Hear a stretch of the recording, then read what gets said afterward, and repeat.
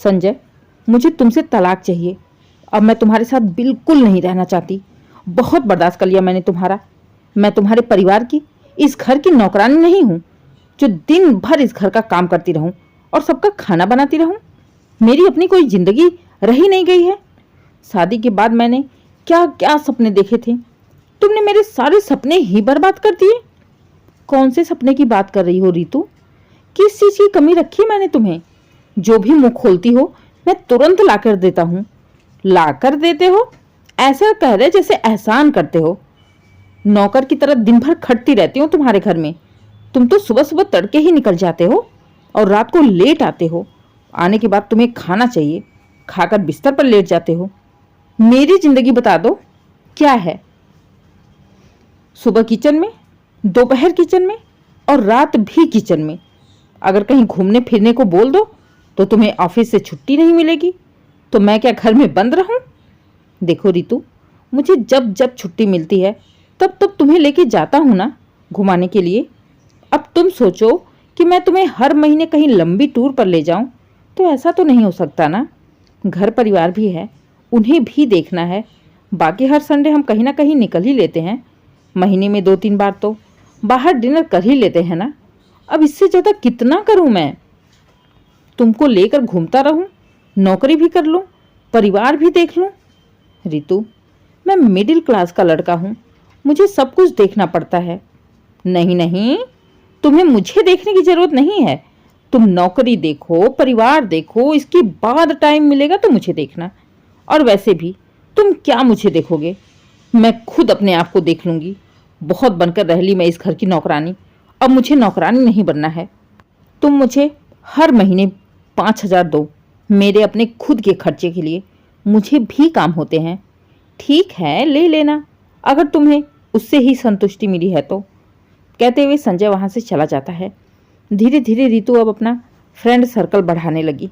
धीरे धीरे करके उसने किटी पार्टी शुरू कर दी। सहेलियों के साथ घूमना, शॉपिंग करना, मूवी देखना, हर हफ्ते उसका प्रोग्राम पहले से ही फिक्स रहता था। अब रितु जैसे तैसे सुबह का खाना तो बना देती, लेकिन संजय के जाने के बाद तुरंत तैयार होकर वो भी घर से बाहर निकल जाती और शाम को फिर 6 बजे 7 बजे के आसपास ही आती। अब घर में अकेले बस शारदा जी, उनके पति दिनेश जी, छोटी बेटी श्रेया रहती थी, जिसकी अभी शादी भी नहीं हुई थी। असल में रितु एक पढ़ी लिखी मॉडर्न लड़की थी। उसे अपनी पढ़ाई का बहुत घमंड था, लेकिन उसे नौकरी करना बिल्कुल पसंद नहीं था। उसे ज़्यादातर घूमना फिरना, पार्टी करना, मूवी देखना, ये सब उसे बहुत अच्छा लगता। ज़्यादातर करके वो जो टीवी में, मोबाइल में देखती कि लड़कियां कैसे बाहर मज़े कर रही हैं, कैसे बिना रोक टोक के घूम फिर रही हैं, वो सब जिंदगी जीना चाहती थी। उसके सपनों में घर परिवार जिम्मेदारियां बिल्कुल भी नहीं थी। पढ़ी लिखी थी लेकिन नौकरी भी नहीं करना चाहती, क्योंकि नौकरी बहुत बड़ी जिम्मेदारी होती है। नौकरी वाला इंसान खुद के लिए टाइम पाता ही नहीं, तो फिर उसका घूमना फिरना तो सपने की बात हो जाती, जिसके चलते वो बस संजय से दिन रात लड़ाइयाँ करती। और रितु के सपने को पूरा करने के चक्कर में संजय बुरी तरह से पिसकर रह गया था। लेकिन आज रितु बहुत खुश थी। ज़्यादा नहीं, कम से कम 5,000 ही सही संजय की जेब से उसके लिए हर महीने निकलने वाले थे। संजय के जाने के बाद रितु पूरे दिन बाहर रहती। घर में सास ससुर ननद किसी की कोई भी परवाह नहीं थी। शारदा जी बेचारी बेटी के साथ पूरा घर संभालती। वो खुद दुखी थी रितु की हरकतों से। जब भी शारदा जी रितु को समझाने की कोशिश करती तो वो कहती, आप नहीं समझोगे, जैसे आपको आपकी सास ने दबा कर रखा है, आप चाहती हैं वैसे ही मुझे दबा कर रख लूं। लेकिन मैं आपकी तरह नहीं हूं। मैं अपनी जिंदगी जीना चाहती हूं।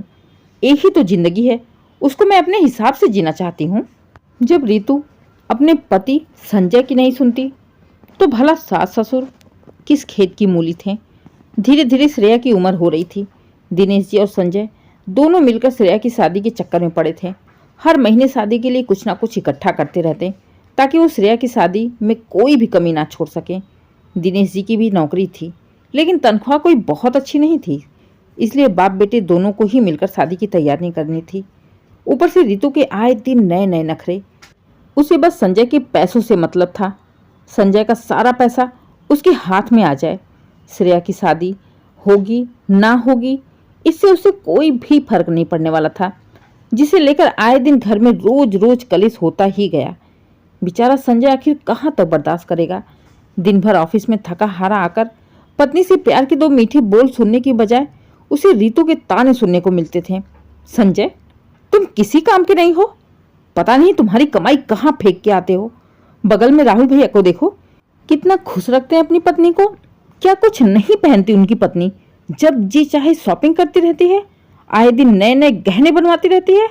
और तुम तो किसी काम के नहीं हो। साल में 6 महीने में एक छोटा सा गहना भी नहीं बनवा सकते हो। रूपा के पति को देखो, कविता दीदी के पति को देखो, आए दिन वो किसी न किसी को दिखा दिखा कर संजय को मानसिक टॉर्चर करती रहती थी।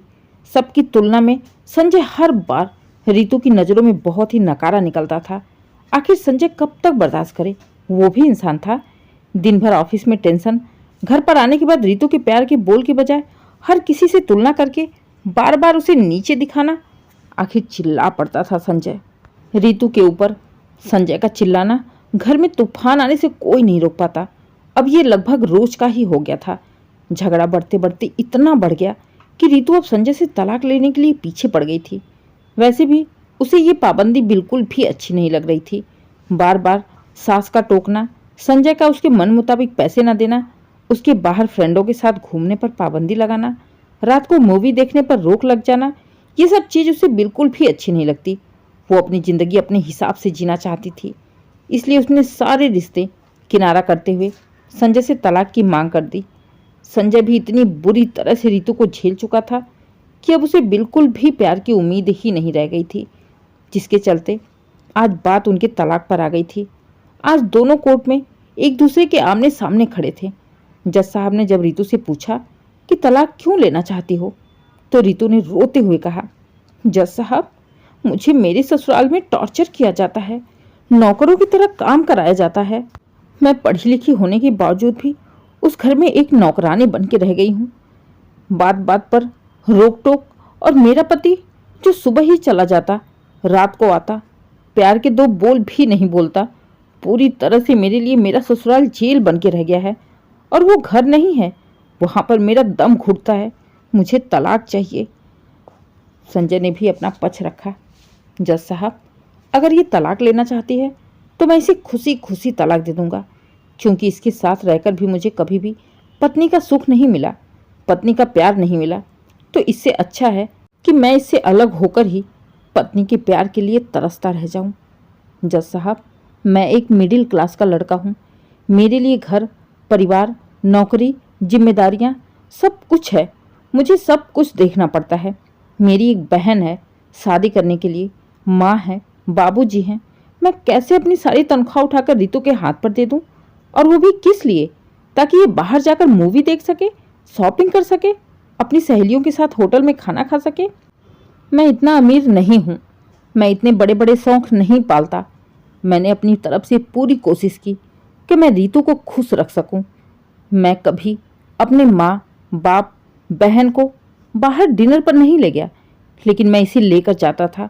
मैंने कभी उन्हें आज तक मूवी ना दिखाई, लेकिन मैं इसे दिखाता था, क्योंकि ये मेरी पत्नी थी, ये घर में रहती थी। कभी कभी मैं इसके साथ घूमने निकलता था, जो कहती वो करता था, लेकिन इसका लेवल बढ़ता गया।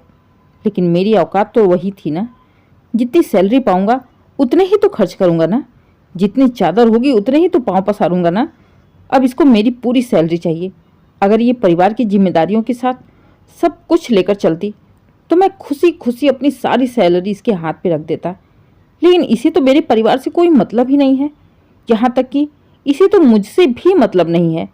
इसे बस मेरे पैसों से मतलब है। ये आज की पढ़ी लिखी मॉडर्न लड़की है और मैं ठहरा मिडिल क्लास का। शायद हम दोनों की सोच में ज़मीन आसमान का अंतर है, इसलिए ये रिश्ता भी नहीं चल पाएगा। संजय ने भी अपनी लाचारी, बेबसी, अपनी जिम्मेदारियां जज साहब के आगे बता दी। बहुत समझाने पर भी जब रीतू समझने को तैयार नहीं हुई, तो आखिरकार जज साहब ने सब कुछ तय करके रीतू से कहा, रीतू, तुमने अपने मुंह से कहा कि तुम पढ़ी लिखी एक मॉडर्न लड़की हो, तो जब पढ़ी लिखी हो तो तुम खुद भी अच्छी नौकरी कर सकती हो, अच्छी जॉब कर सकती हो। तुम्हें किसी के सहारे की ज़रूरत नहीं है। तुम अपने पति के साथ नहीं रहना चाहती, तो तुम्हारे पति की जितनी हैसियत है उसके हिसाब से ही तुम्हें मेंटेनेंस दिया जाएगा। बाकी तुम जितना चाहती हो 50 लाख 60 लाख वो मुश्किल है, क्योंकि मेंटेनेंस भी उतना ही दिया जा सकता है जितनी पति की कमाई हो, जितनी पति की हैसियत हो।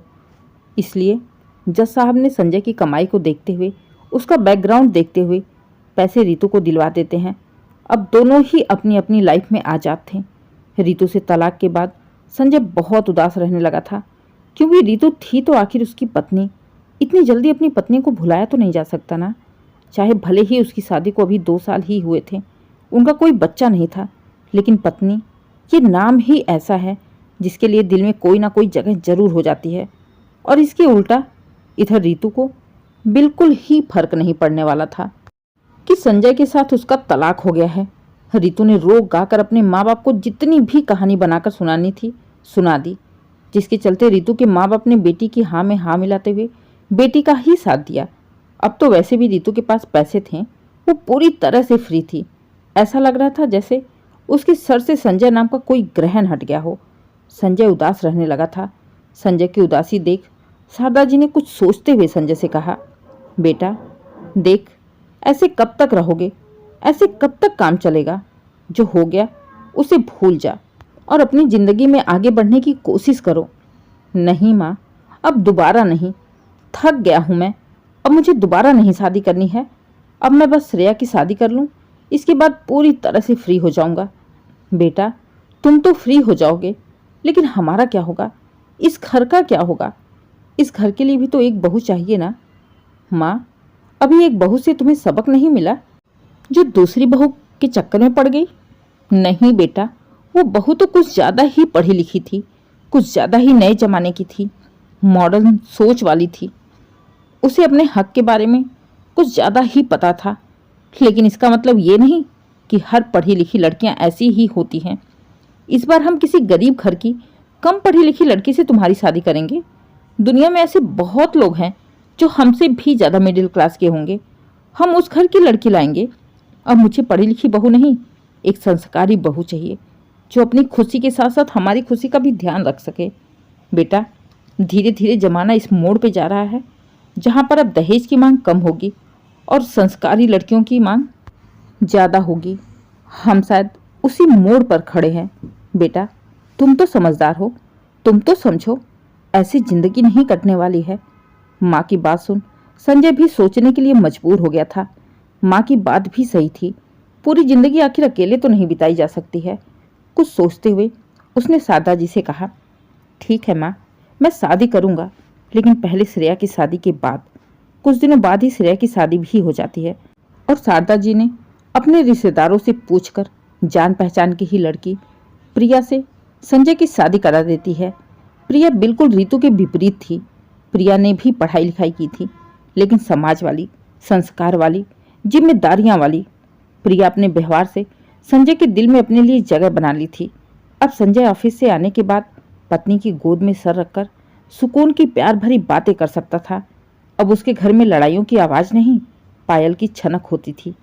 दोस्तों, हर पढ़ी लिखी लड़की रितु जैसी नहीं होती है, लेकिन ये भी सही है, फ्रीडम के नाम पर आजकल परिवार भी बहुत टूटने लगे हैं।